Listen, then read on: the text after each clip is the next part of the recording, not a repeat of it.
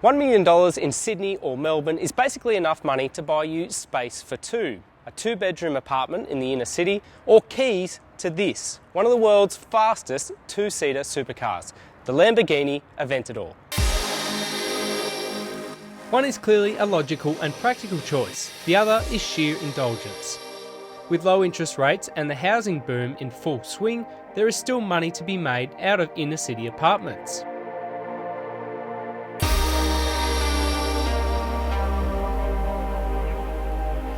On the other hand, there is absolutely nothing that's pragmatic about the Aventador. This particular car starts from $761,500 plus on-road costs, and that's before you go adding the $80,000 worth of options, including the $9,600 reversing camera and parking sensors, or the $20,000 paint job. Does it feel like $1 million car? Well, yes and no.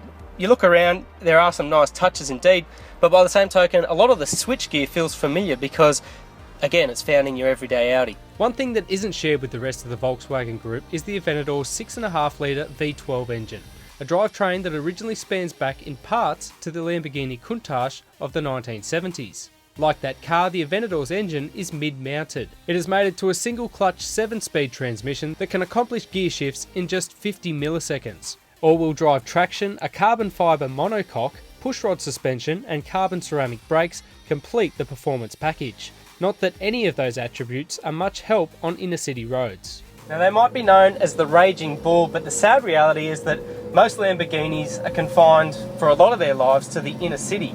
And I've got to say, it feels like a caged animal.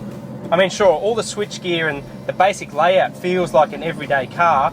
There's even stop-start technology on the engine and a street driving mode, but there's nothing that's really civilised about the whole experience. You know that you're in what is essentially a race car for the road.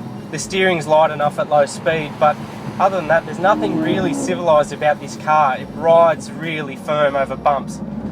And there's a lot of shudder and backing and forthing on that gearbox. It's not a very nice experience at all. It's almost as though the car's screaming at you to get it out of the city and onto some open roads. A lot of people will probably regard the Lamborghini as probably the ultimate poser's car, and we're fortunate enough to get a lot of different machines through the drive office. Nothing really like this. Even driving around some of Sydney's nicer suburbs, you are the centre of attention. Everyone's looking at you. Everyone hears that engine bellowing from a distance and they turn around for a double take. They have to see what it is. It's something you definitely have to get used to in this thing because there's just no hiding it out on the road. With minimal ground clearance and strictly limited outward vision, the Aventador is not an easy car to commute city traffic in. The saving grace is a high-speed suspension mode which raises the nose of the car by 4 centimetres for speed humps and driveways. However, that was yesterday, and today represents a whole new kettle of fish. We're going south of Sydney just to see how it goes out on the open road. Leaving the city, I've still got the front perched right up just so I avoid all those potential little hazards. It still sits really low. I'm still really worried about scraping out everywhere I go, and I've still got plenty of people looking at me the whole time. A bit more time behind the saddle of this thing gives you, I guess, a bit of an understanding really of its day-to-day ergonomics. And one of the things I've since found since yesterday is that there's no room for anything. There's no cup holders. There's no place to really put a key. The only logical spot really for your phone, your wallet, your keys is your pocket. The other thing that's really been highlighted today, even in that higher speed sort of traffic, is just the lack of vision in this thing. Obviously it's very compromised at the rear, just in that you've got that very narrow rear window. But the other thing I found today is just even the front window. It's very, very narrow, hard to see out of, and it just means that you just have to pay that extra bit of due diligence just to make sure that when you are merging between lanes or when you're coming up to a potential obstacle, that you check that extra time just to make sure that you're safe. Our venture south eventually strikes gold in the form of some quiet open road, where the Aventador's real strengths come to the fore.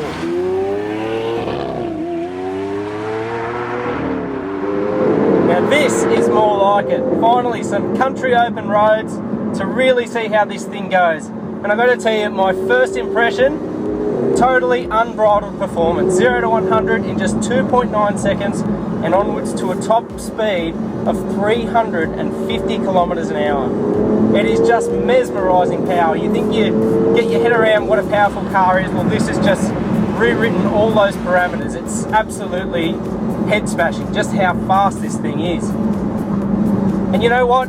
Up that tempo a little bit and you finally start to get your head around the gearbox. The really taut suspension, the really stiff and rigid steering, it all makes sense as this thing really comes together. There's no doubt that the Aventador is a car that still requires your full attention. Get anywhere near its red line and you notice the steering wheel is tugging at your hands. It wants to go all over the road. It's a machine that you really just have to hold on to by the scruff of the neck and go toe to toe with it. On an open road, it's probably not as unpleasant as you might think, especially compared to the city. Sure, you've got all that coarse chip road resonating through the cabin and you can feel the rough surfaces sort of nibbling at the steering wheel, but it is a nice open air machine, that's for sure.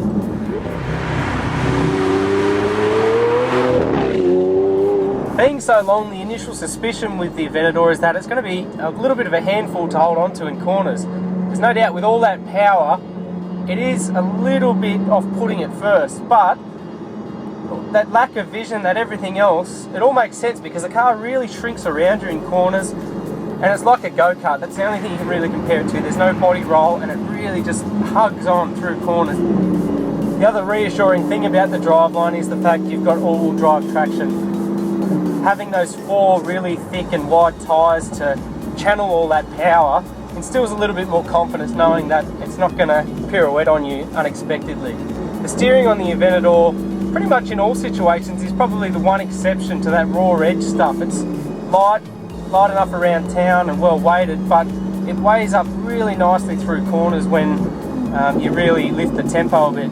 It's all that feedback that really enriches the whole experience with the Aventador. You know you're driving something that is supposed to be a race car, and the steering really bolsters that feeling. Looking at it rationally, you come away with mixed feelings about the Aventador. That's because there are more rounded road cars available on the market, just as there are better accomplished track cars. But let's face it, the Aventador represents the end of an era. As most manufacturers move to smaller, more efficient drivetrains, there's something you really have to admire about something pure and unadulterated. And no amount of money or options is likely to change that.